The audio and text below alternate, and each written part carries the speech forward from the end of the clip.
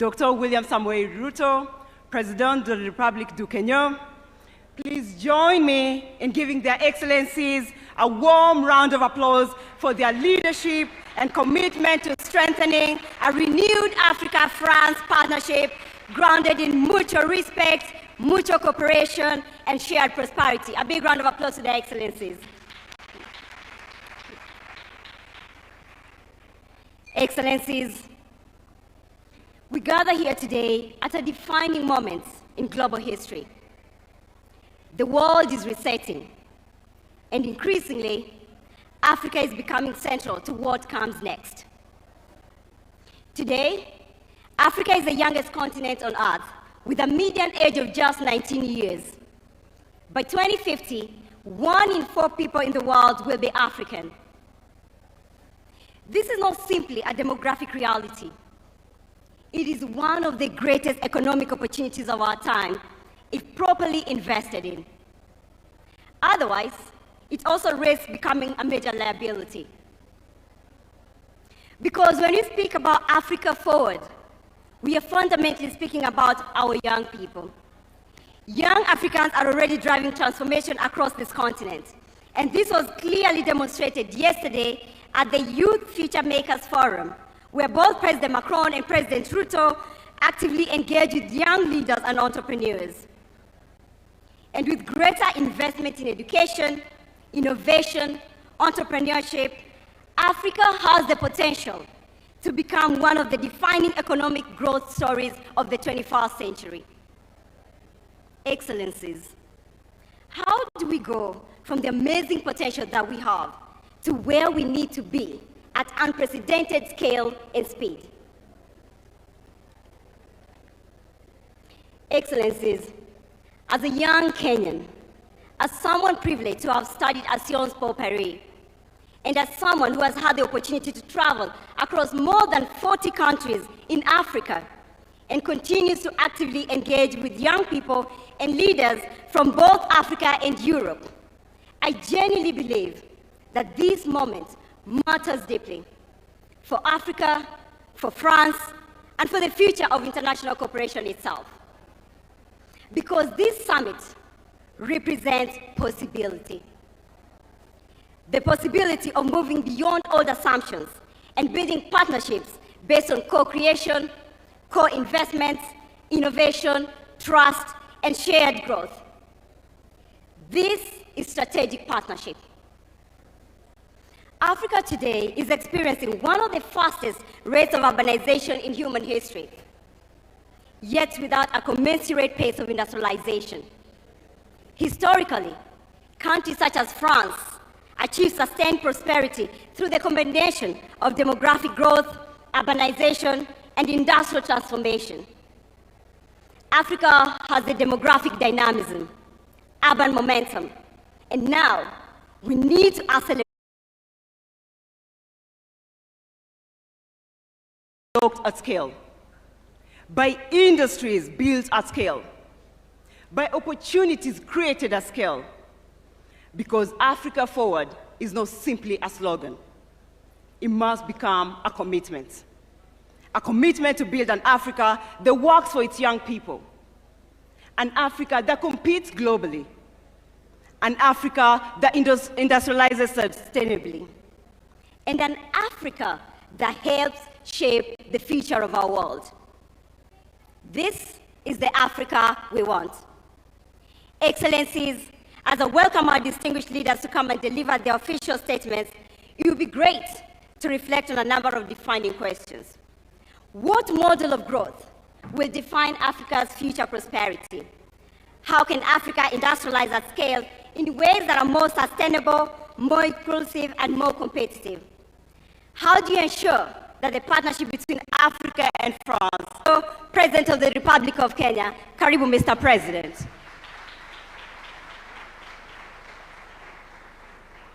Thank you so much, Mr. President. Thank you. Your Excellency Emmanuel Macron, President of the French Republic and co-chair of the Africa Forward Summit 2026.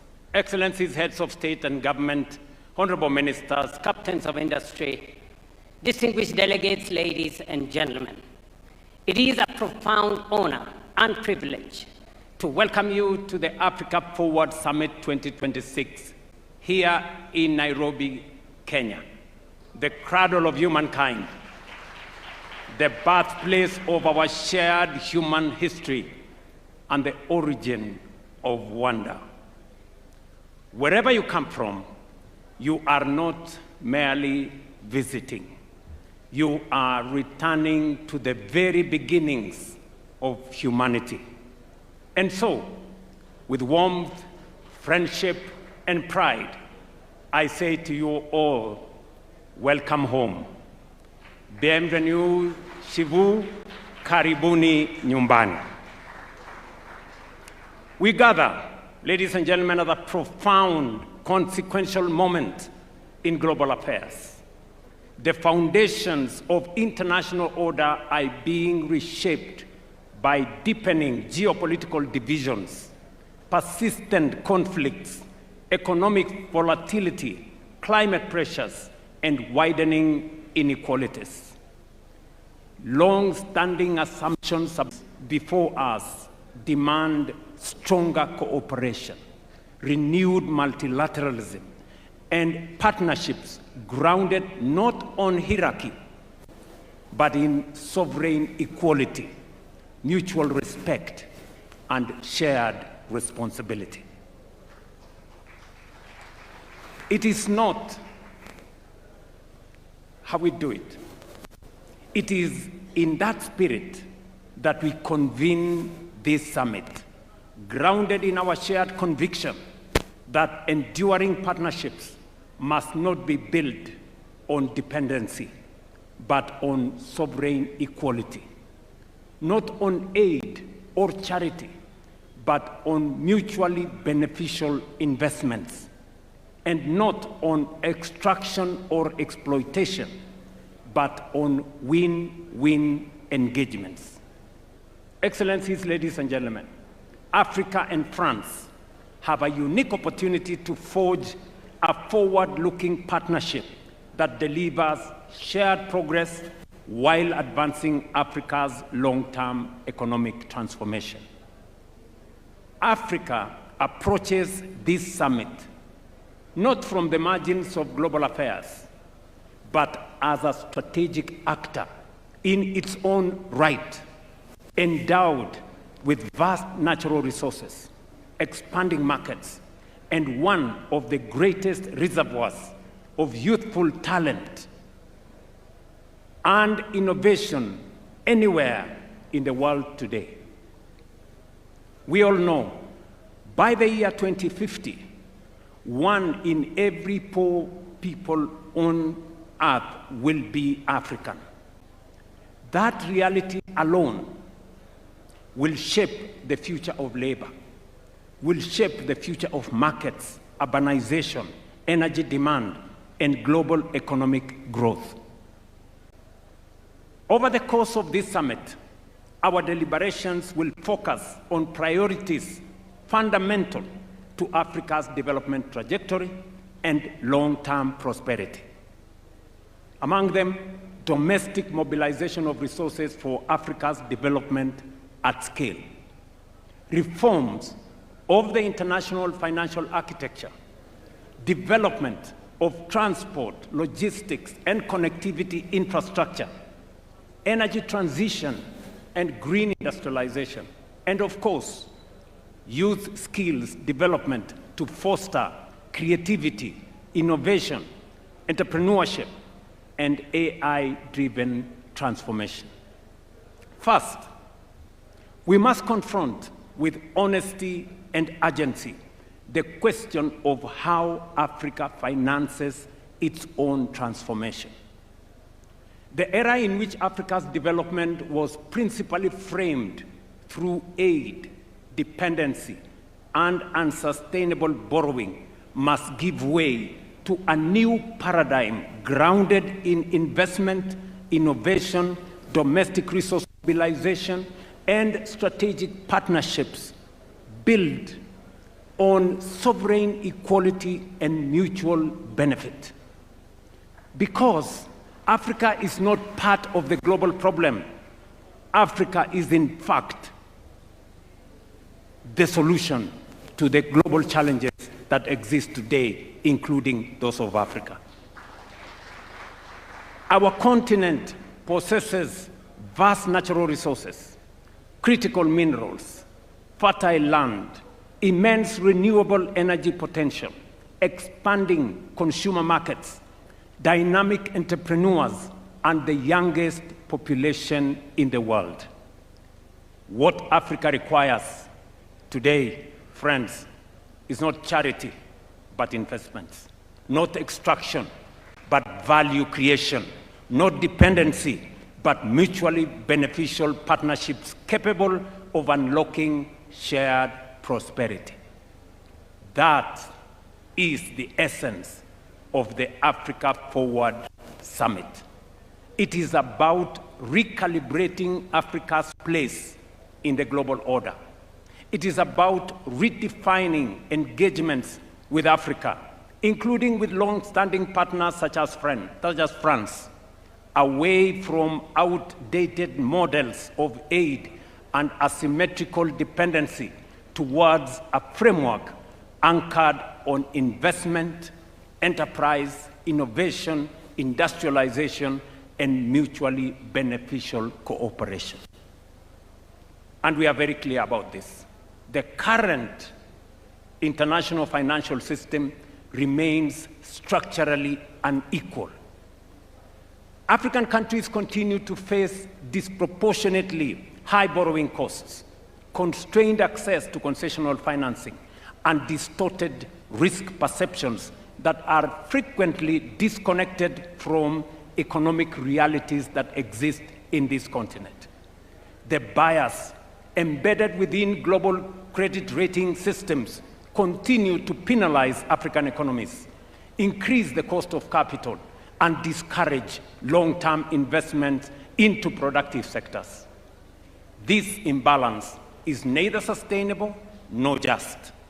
It is one of the principal constraints on Africa's ability to finance infrastructure, industrialization, climate adaptation, and economic transformation at the scale that is required.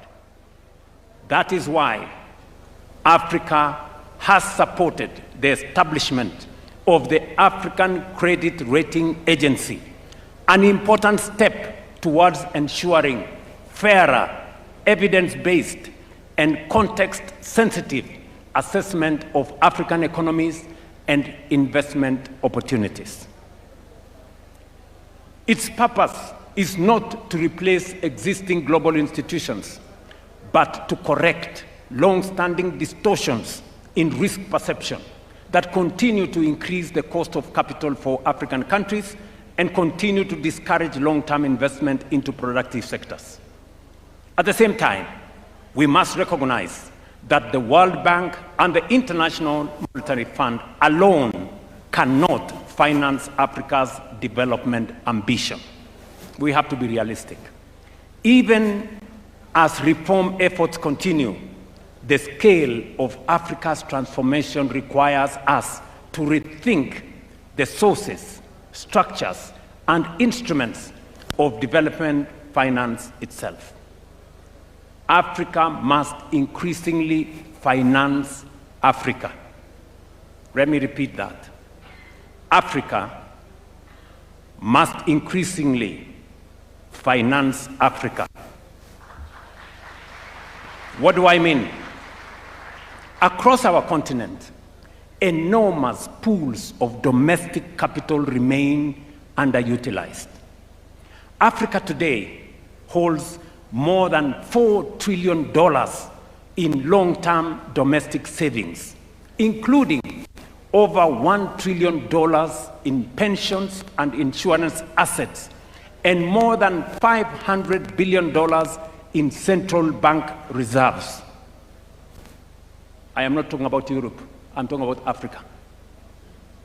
Yet, paradoxically, while this capital exists within African economies, governments across our continent continue to struggle to finance critical infrastructure, transport corridors, energy systems, industrial parks, logistics networks, and even affordable housing. There is capital in Africa, but Africa's development projects remain starved of financing. The issue, therefore, is not liquidity. It is risk architecture. That is why Africa is laying the foundation of a stronger, more resilient, and more self-sustaining financial architecture. Kenya, therefore, reaffirms its very strong support for the Alliance of African Multilateral Financial Institutions as a strategic platform for coordinating capital mobilization, risk sharing, and project execution across our continent. You remember, colleagues, that we did endorse at the last AU summit the Alliance of African Multilateral Institutions, starting with the World Bank and all the other institutions. Through institutions such as the Africa Development Bank, Africa Export-Import Bank, or Afrexim Bank, Africa Finance Corporation, the Trade and Development Bank, Shelter Afrique Development Bank, Africa 50, and Africa Trade and Investment Development Insurance, Africa is steadily strengthening its capacity to finance infrastructure, industrialization, trade, housing, climate resilience, and economic transformation. These institutions are more than financial intermediaries. They are instruments of African agency, strategic sovereignty, and collective self-determination. Friends, we must believe in ourselves. That is why we strongly support the recapitalization of African Trade and Investment Development Insurance as a critical pillar of the new Africa financial architecture for development.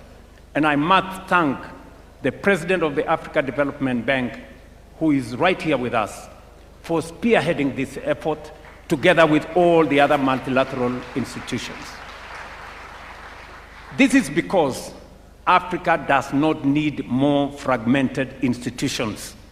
Africa needs coordinated continental investment strategy. Coordinated continental investment strategy. Its objective is simple but transformative: to retain more African savings within Africa and channel them into productive, bankable, and transformative sectors of our economy. NAFAD is designed to unlock long-term domestic institutional capital by creating credible project pipelines, harmonizing investment frameworks, strengthening regional capital markets, and establishing mechanisms that de-risk strategic public investments.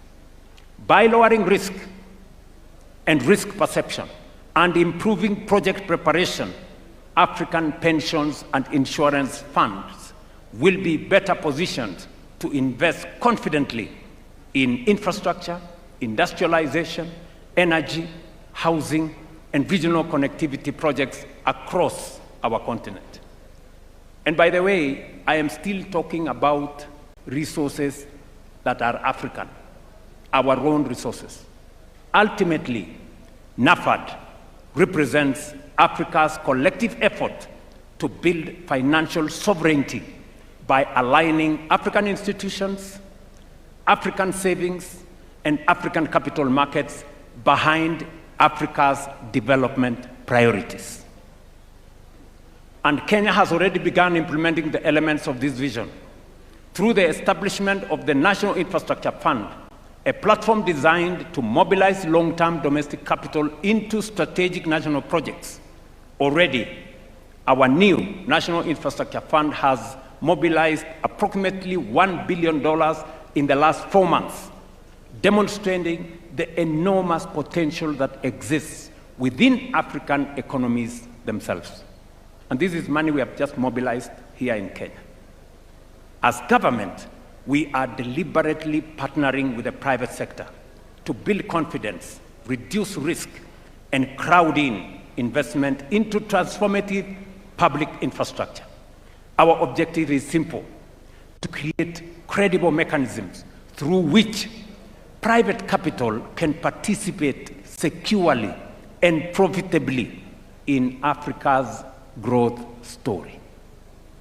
Kenya's experience demonstrates what domestic resource mobilization can achieve. Over the last 3.5 years, we have mobilized nearly $4 billion locally for our affordable housing program. Through innovative domestic financing mechanisms, we are investing in housing, creating jobs, supporting enterprise, and expanding home ownership while restoring dignity to millions of Kenyan citizens.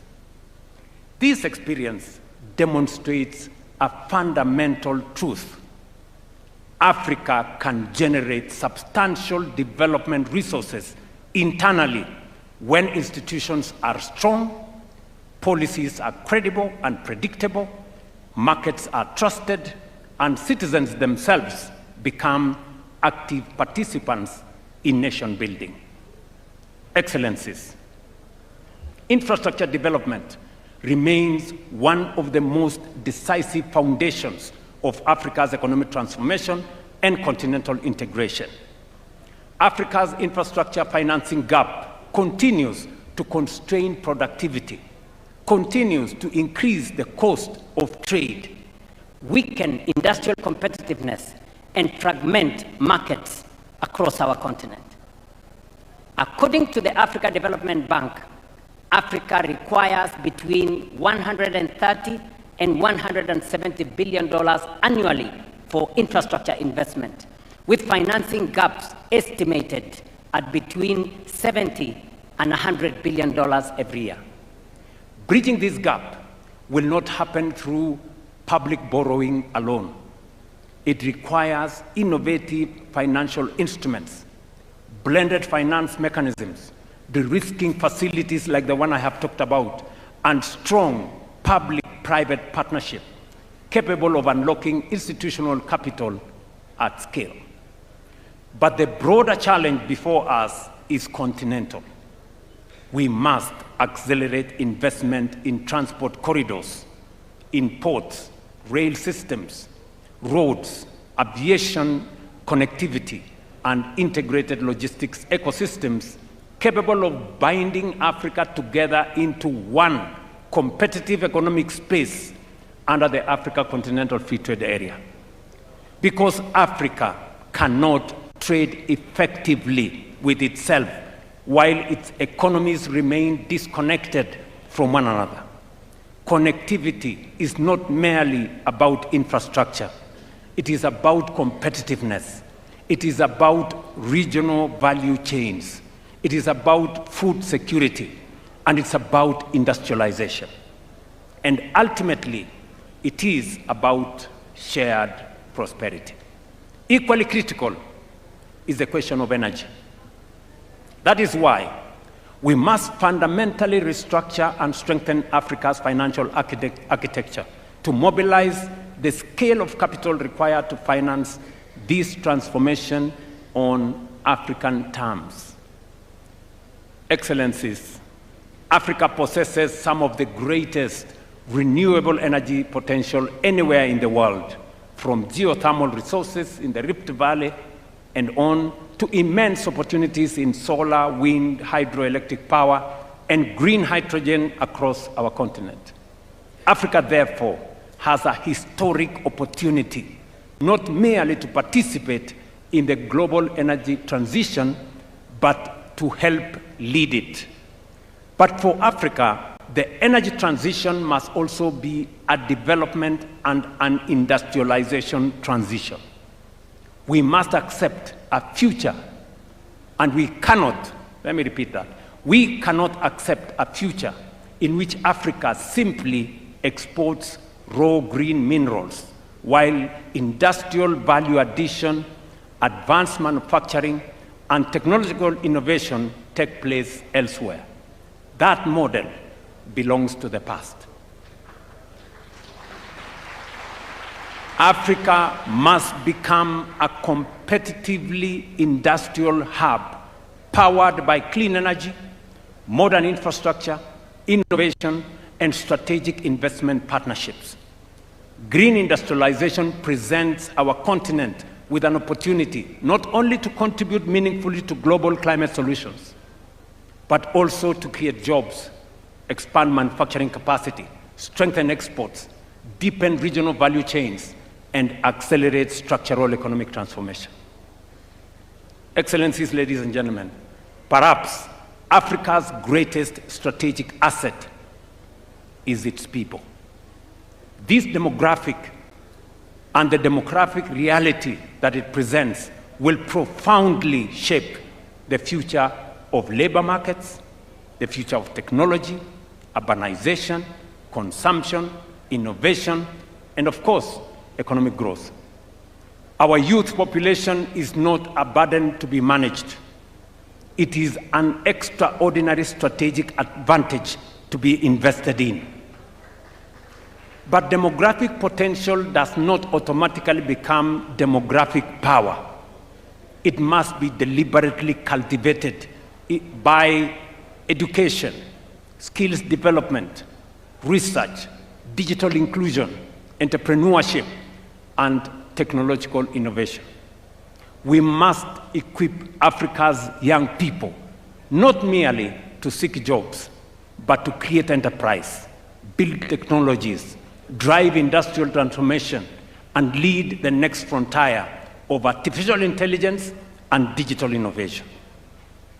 And across our continent, this transformation is already underway. From Nairobi to Lagos, from Kigali to Cape Town, young Africans are redefining finance through fintech, transforming agriculture through technology, expanding digital commerce, building globally competitive startups, and creating solutions capable of shaping industries far beyond our borders. What they require is access. Access to quality education, access to digital infrastructure, access to affordable capital, access to markets, and of course, they will create the opportunities necessary. Ladies and gentlemen, none of these ambitions can be fully realized without peace, stability, and effective multilateral cooperation. Peace, security, and development remain inseparable foundations of sustainable progress. Yet across parts of Africa and beyond, protracted conflicts, violent extremism, unconstitutional changes of government, terrorism, organized crime, and climate-related insecurity continue to undermine stability, weaken institutions, and constrain economic advancement. Current estimates indicate that Africa accounts for nearly 40% of active armed conflict globally and close to half of all internal displacements worldwide. These figures underscore both the scale but also the urgency of the challenges confronting our continent. We must therefore reaffirm our collective support for African-led peace and security mechanisms, including the Africa Union Peace and Security Architecture, predictable financing, institutional capacity, and international cooperation in support of lasting peace. But lasting peace cannot be secured through military response alone. Peace requires confronting the structural drivers of instability: poverty, exclusion, unemployment, inequality, weak institutions, climate vulnerability, and the absence of economic opportunity, particularly for young people. That is why strengthening Africa's strategic autonomy in matters of peace and security remains an imperative. And it is why we reiterate with clarity and conviction the urgent necessity of reforming global peace and security governance, particularly the United Nations Security Council. It is both indispensable and unconscionable that a continent of nearly 1.5 billion people, represented by 54 sovereign states and constituting one of the largest blocs within the United Nations, continues to remain excluded from permanent representation on the Security Council. Such inequality, ladies and gentlemen, such inequality erodes legitimacy, undermines credibility, and diminishes confidence in multilateral systems itself. No global governance architecture can credibly claim to be democratic, to be representative, to be just, or fit for purpose, while a substantial part of humanity remains absent from the table where the world's most consequential decisions are made. The time has come, therefore, for the international community to recognize, without ambiguity or without delay, that Africa cannot and will not and must not remain subject to decisions taken without its equal voice on the table. The reform of the Security Council is not merely an institutional adjustment. It is a moral obligation. It is a strategic necessity. It is indispensable to restoring trust, legitimacy, and confidence in the international order itself. Kenya, therefore, remains steadfast in its support for the common African position as articulated in the Ezulwini Consensus and the Sirte Declaration, which calls for Africa to be accorded permanent representation on the Security Council with all the prerogatives and privileges of permanent membership, alongside additional non-permanent seats. Excellencies, ladies and gentlemen, Africa does not need privilege, but fairness. We don't need exclusion, but inclusion. We do not seek confrontation, but partnership anchored on mutual respect, shared responsibility, and of course, shared progress. This summit, therefore, presents us with an opportunity to define a new era of engagement between Africa and its partners, an era based not on dependency, but on dignity, not on extraction, but on value creation, and not on short-term transactions, but on long-term shared prosperity. Because the Africa we envision is an Africa of confidence, an Africa of ideas, an Africa of innovation, an Africa of enterprise, an Africa that believes in itself, invests in its people, mobilizes its own resources, and engages the world as an equal partner in shaping balanced, prosperous, and peaceful global future. Africa is rising, determined to shape its own destiny, and increasingly prepared to shape the future of the world itself. That is the Africa Forward agenda. An agenda grounded not on dependency, but in sovereignty, not in vulnerability, but in resilience, and not in limitation, but in possibility. That is the Africa whose time has come. Excellencies, ladies and gentlemen, Kenya is deeply honored to co-host this summit here in Nairobi. We look forward to productive deliberations, practical outcomes, and enduring partnerships capable of advancing prosperity, stability, dignity, and shared progress for our people and for future generations. I thank you for your kind attention. Thank you very much.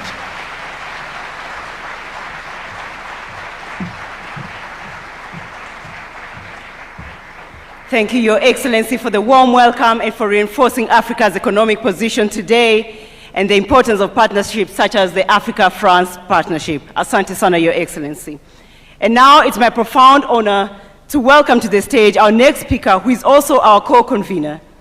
He's a global leader who has consistently championed international cooperation and a world of rules-based order, has been at the forefront of advancing dialogue on global economic reform and strategic partnerships between Africa and France. Please welcome to the stage His Excellency, Mr. Emmanuel Macron, President of the Republic of France. Bienvenue, Monsieur le Président.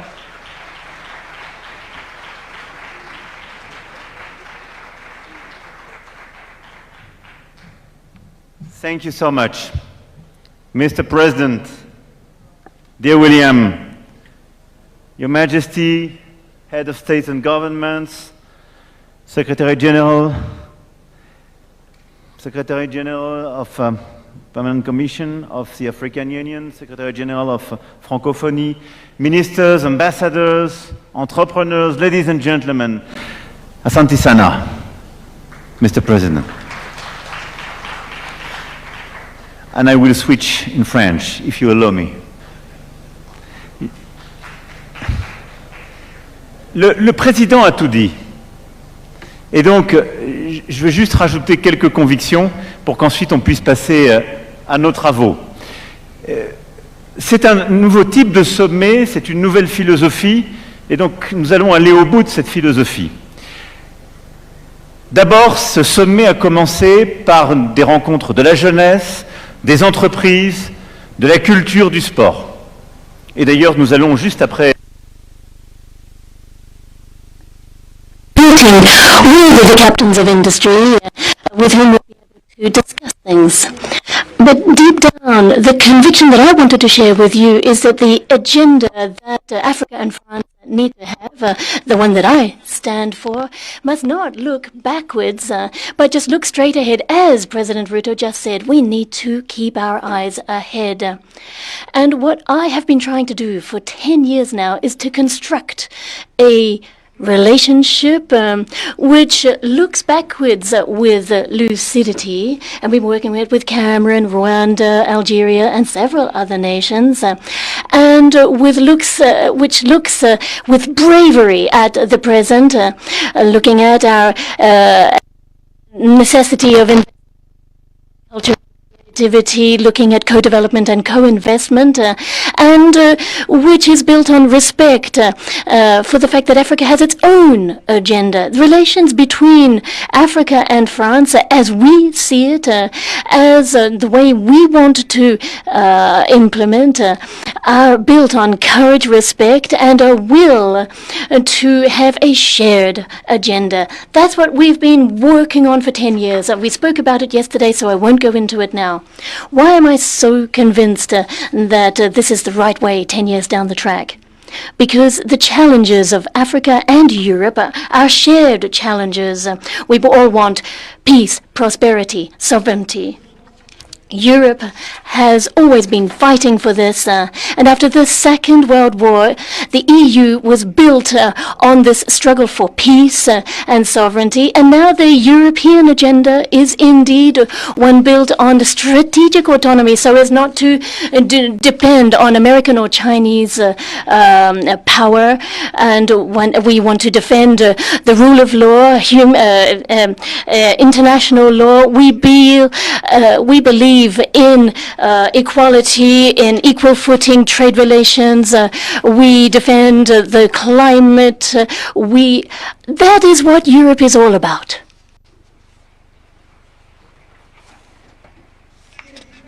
And that is the exact same challenge that Africa has before it.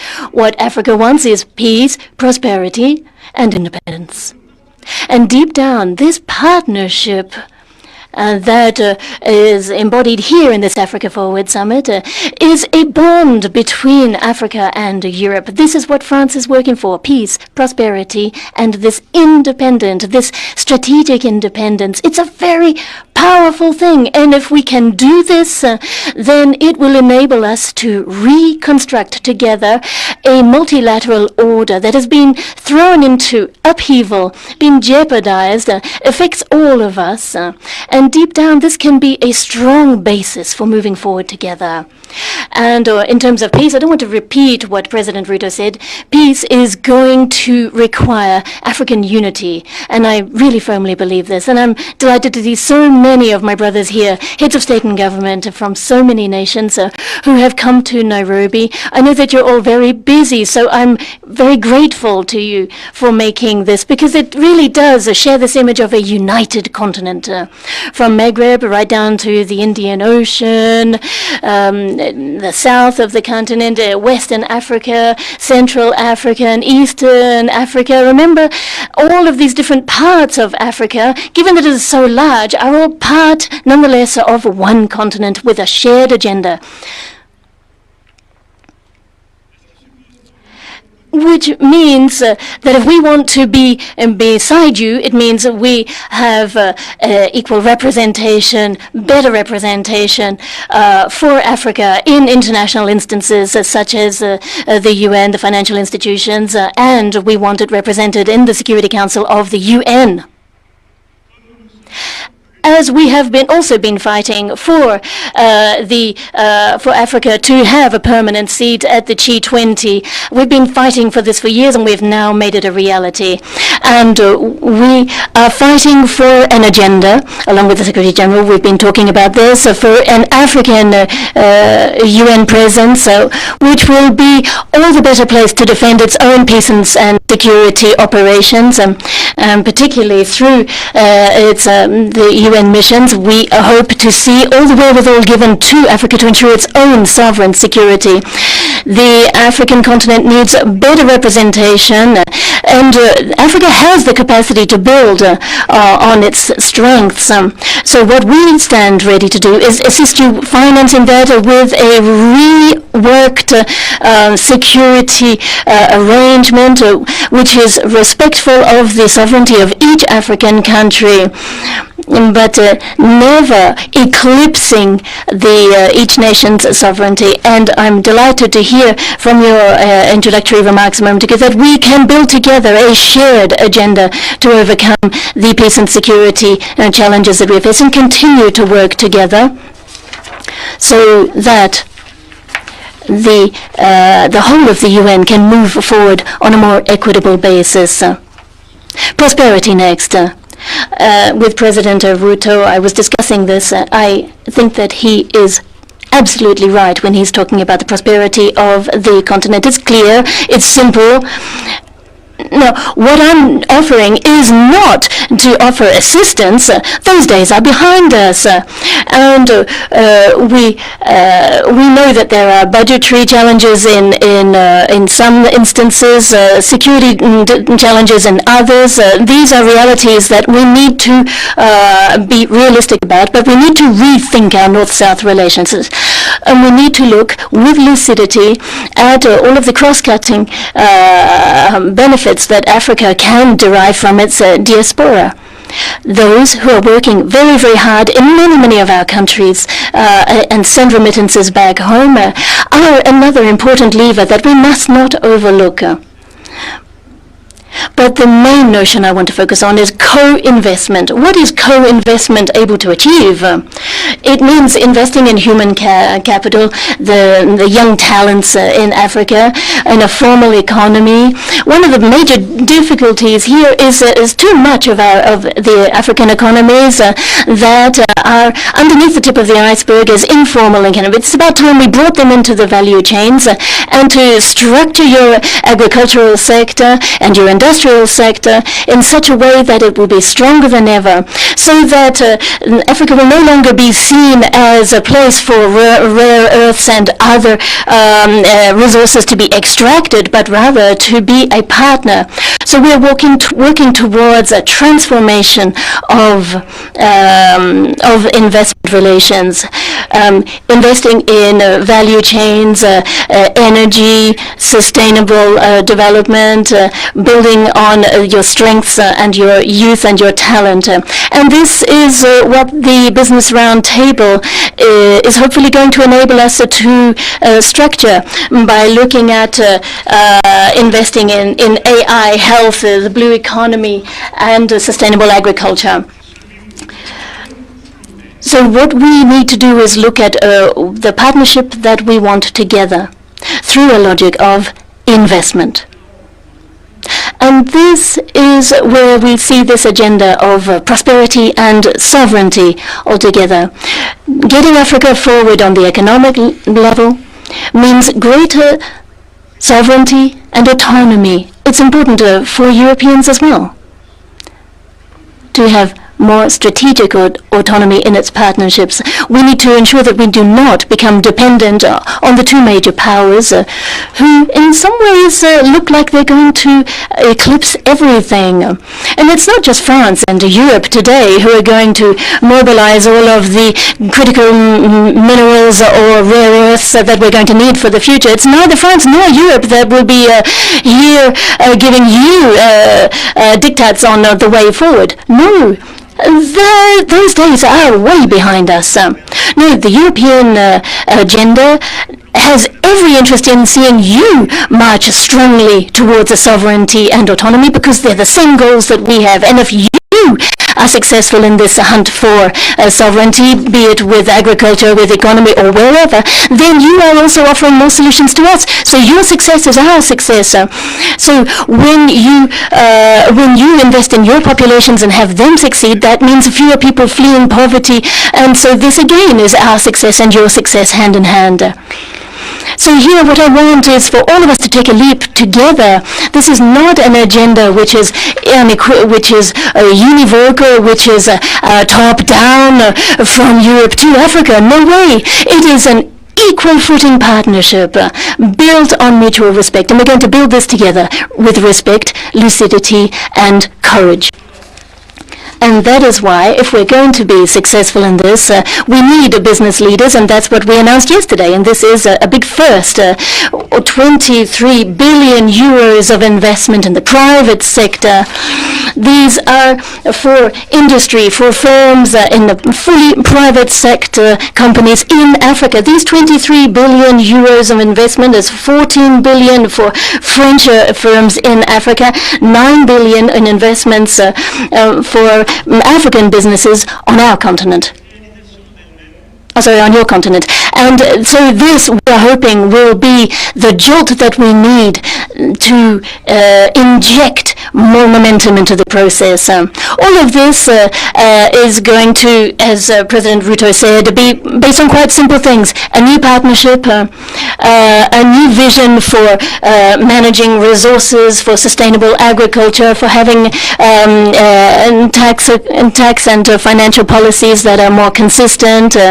It's also going to mean that we can mobilize international funding better, be it the World Bank, be it with the IMF and with other international, with special drawing rights, with all kinds of mechanisms and debt restructuring that can move us all forward. So it's a true strategy for guaranteeing peace, and that is why the ITD here in Nairobi is so important. We're going to be able to work with you, with the ATD, so as to move forward so that ATD can play its full role continent-wide, and in this way prove successful. This strategy is a whole new paradigm shift, and it's going to require a new financial paradigm shift. And this is all part of our shared strategy. Other than that, I would say President Ruto said what I wanted to say, that I think this summit embodies our new partnership, and I think he said it better than I ever could, so I want to endorse what he said. a moment's time, we will be meeting with business leaders. And we'll be discussing growth. We'll be discussing finance and investments, and then after that, we're going to have the outcome of this Africa Forward Summit with the declarations of those investments. And then together with President Ruto, we're going to bring to the G7 in Evian, on behalf of all of you, the message from this forum. And then throughout the year, at the IMF, World Bank, at the UN, we are going to showcase and push this shared agenda. And that is why this summit, in my opinion, is going to enable us to jointly set forward our upcoming path. So I don't want to take up any more of your time, dear ladies and gentlemen, but I just wanted to extend my thanks to President Ruto for agreeing to host this outstanding summit here in Nairobi. And I'm delighted to be here with you, with my brothers and sisters from all around Africa. And I'm looking forward to working on all of the input that we can pool, your strengths, your energy, so that we have a new African-French partnership. This agenda for peace and prosperity is something that I truly aspire to. And it's something that, with a lot of respect and humility, that I want to put at the service of this continent, the world's youngest continent. And even last year, we had the strongest rate of growth from around the world. So it's not only the continent of the future, it's already a power and a strength in the world today. And I am proud to be standing at your side and to try humbly to build with you this agenda in which we will be investing heavily. We want to work with you. Long live friendship between Africa and France. Thank you.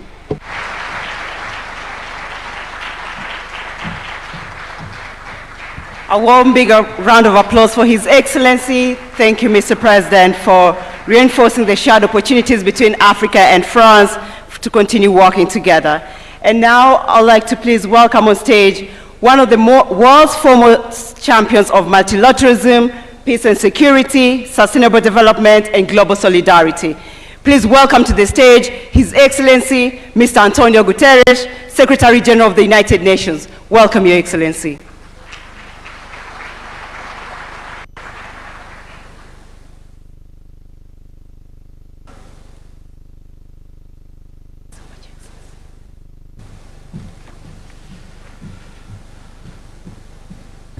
President William Ruto, President Emmanuel Macron, congratulations.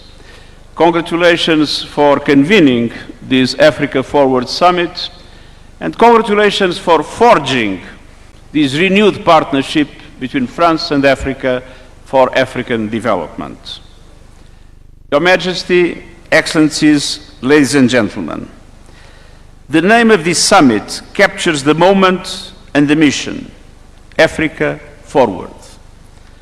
Forward through one of the most turbulent global moments in living memory. Africa is not waiting. Africa is moving, and Africa is leading.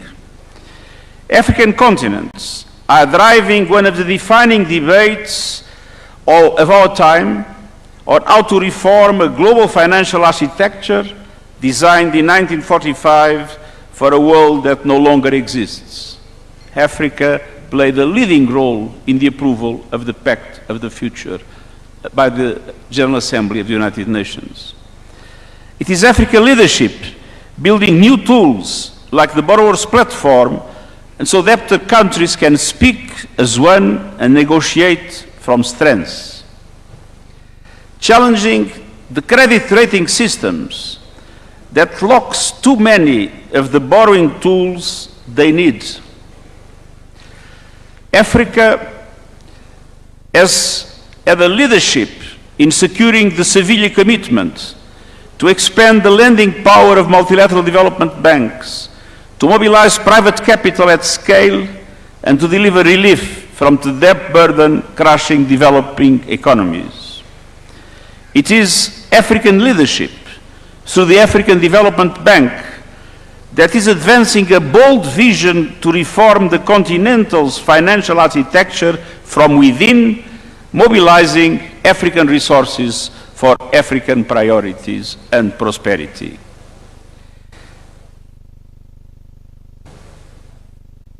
Africa is driving a UN framework convention on international tax cooperation so that countries are no longer cheated out of what is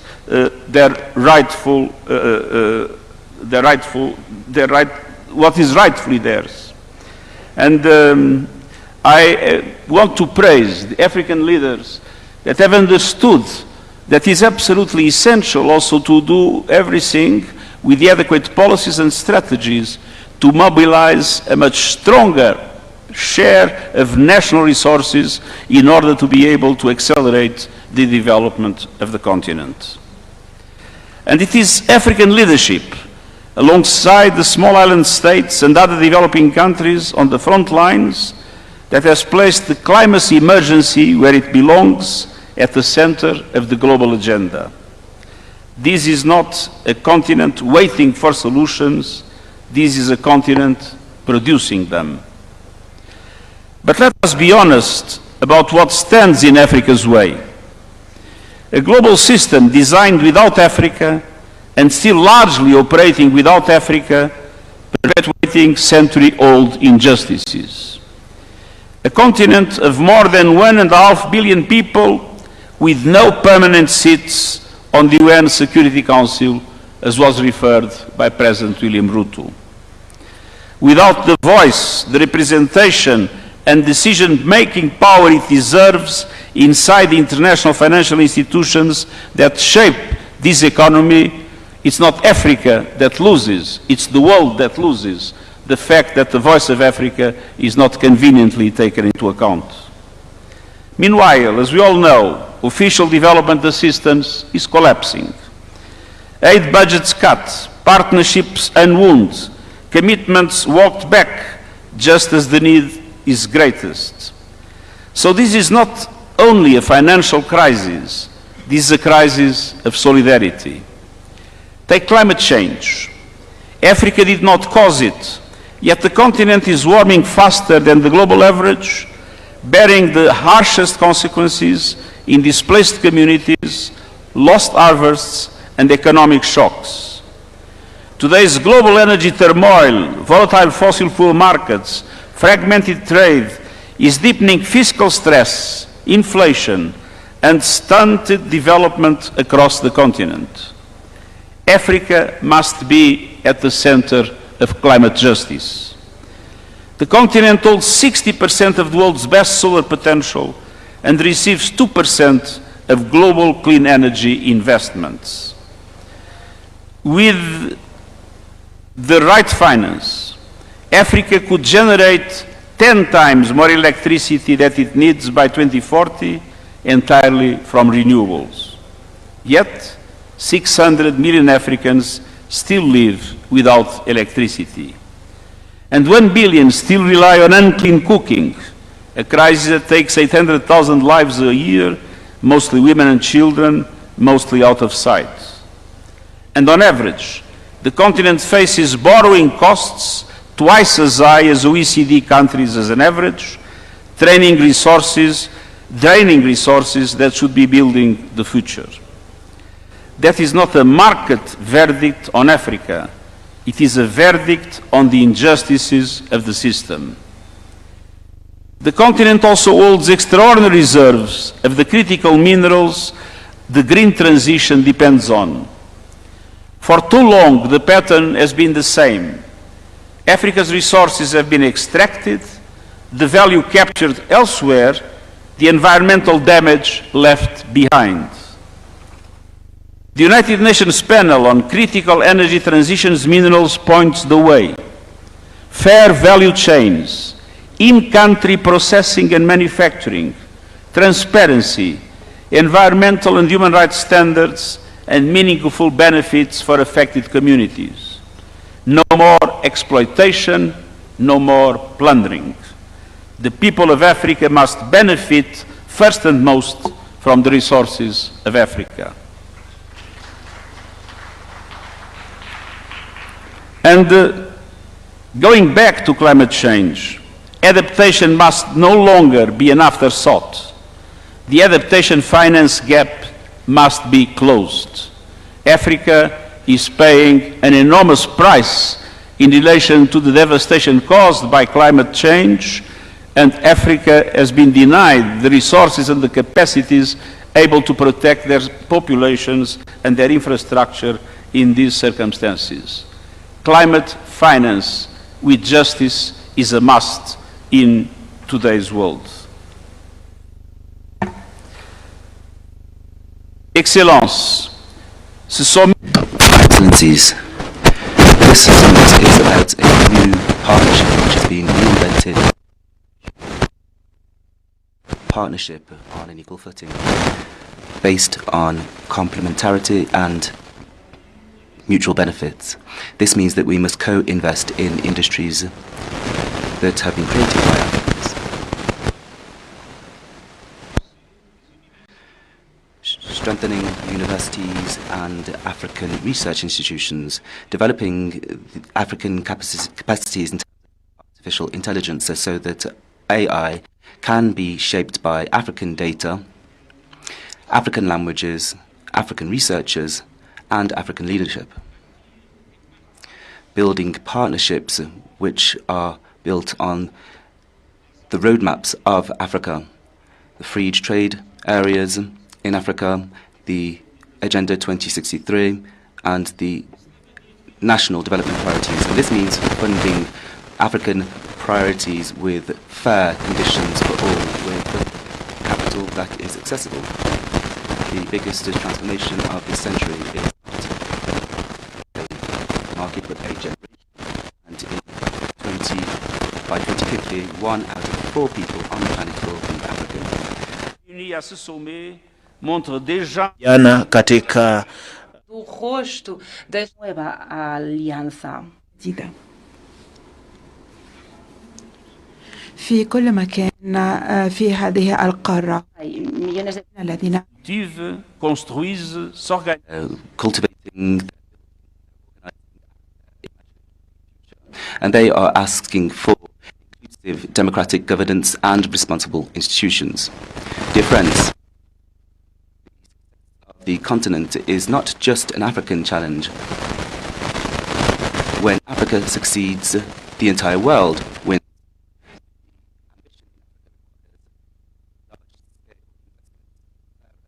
Systems and partnerships built on mutual respect. Together, let us move forward with Africa, with trust, solidarity, and the hope of a shared future. Thank you very much.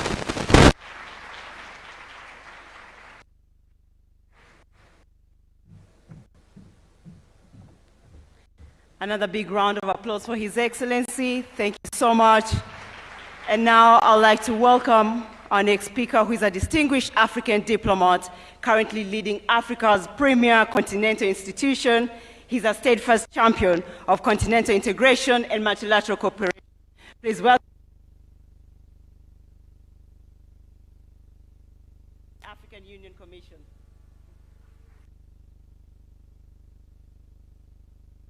Monsieur William Ruto, président de la République du Kenya.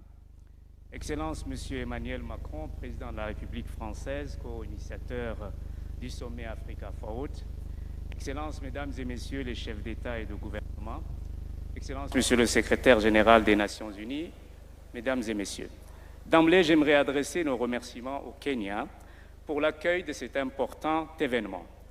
À travers cette rencontre, le Kenya et la France souhaitent impulser à l'Afrique une dynamique de progrès. En effet, l'Afrique doit se positionner pour peser sur les décisions globales.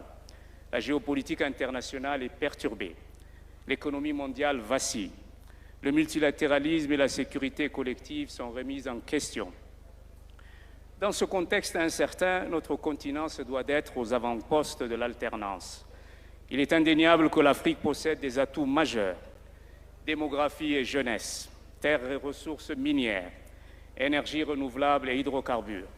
En effet, transformer le continent résident the transformation of these assets into advantages, diversifying our economy. This is part of the recipe for success. Excellencies, ladies and gentlemen, it is possible to welcome technology at a lower cost to train young people and our women. Energy will be the major factor. The competitiveness of our economy will require affordable capital. It is estimated that $690 billion with 80 billion of illicit financial flows and 115 billion in annual additional costs.